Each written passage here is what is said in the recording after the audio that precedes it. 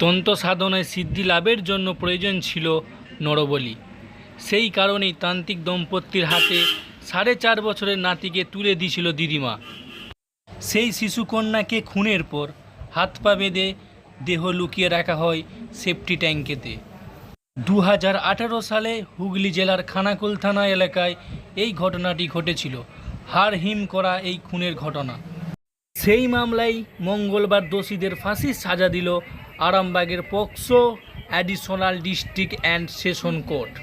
বিচার প্রক্রিয়া চলাকালীনই মৃত্যু হয়েছে অভিযুক্ত ওই তান্ত্রিকের। তার স্ত্রীকে এদিন ফাঁসির সাজা ঘোষণা করেছিলেন বিচারক কিষণ কুমার আগ্রিওয়াল। রেহাই পায়নি শিশুকন্যার দিদিমাও। দোষী সাব্যস্ত হওয়া তাকে যাবজ্জীবন কারাবাসের শাস্তি দেওয়া হয়েছে আদালত। মামলায় সরকারি আইনজীবী ছিলেন শেখ আমির হোসেন, সহযোগী হিসাবে ছিলেন বিকাশ রায় ও অনুপ কুমার দে।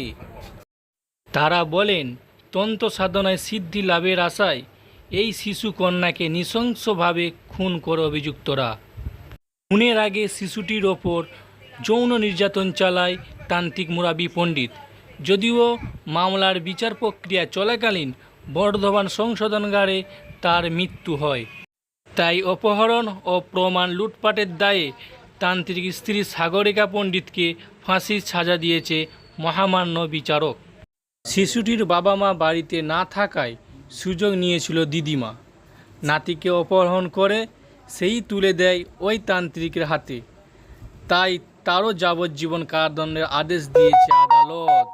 এই আসামিকে অন্যান্য ধারা অনুযায়ী 15,000 টাকা করে জরিমানাও করা হয়েছে। জরিমানার টাকা শিশুটির পরিবারের হাতে তুলে দেওয়া হবে বলে জানা গিয়েছে। সেই সঙ্গে ক্ষতিপূরণ বাবদ পরিবারের হাতে 3 লক্ষ টাকা দেওয়ার নির্দেশ দেওয়া হয়েছে রাজ্য সরকারকে। আদালত সূত্রে জানা গিয়েছে 2018 সালে 2 ফেব্রুয়ারি বাড়ি থেকে নিখোঁজ হয় ওই শিশুকন্যাটি। পরের দিন খানাকুল থানায় অভিযোগ দায়ের করে তার বাবা। 7 ফেব্রুয়ারি গ্রামের এক ব্যক্তির বাড়ি নির্মাণের সেফটি ট্যাঙ্কে থেকে শিশুটির পচা গলা দেহ উদ্ধার করে পুলিশ। ঘটনায় তদন্তই নেমে গ্রেপ্তার করা হয় তান্ত্রিক দম্পতিকে। পরে হেফাজতে নেওয়া হয় শিশুকন্যার দিদিমাকেও। সৎতন্ত্রে সাধনায় কাজে যুক্ত ছিল সে। সিদ্ধি লাভের পরামর্শ নাতিকে বাড়ি থেকে অপহরণ করে সে দিদিমা। পুলিশের জেরায় তারা ঘটনার কথা স্বীকার করে নেয়। সেই মতোই মামলার চার্জশিট জমা দেয় পুলিশ।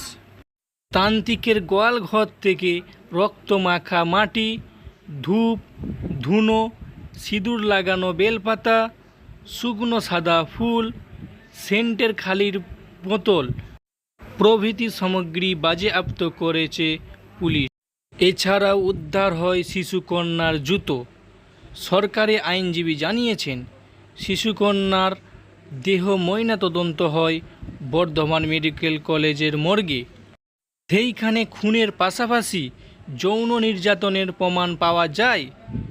এছাড়া ডাক্তার, তদন্তকারী অফিসার সহ 19 জনের সাক্ষ্য প্রমাণ সংগ্রহ করা হয়েছে।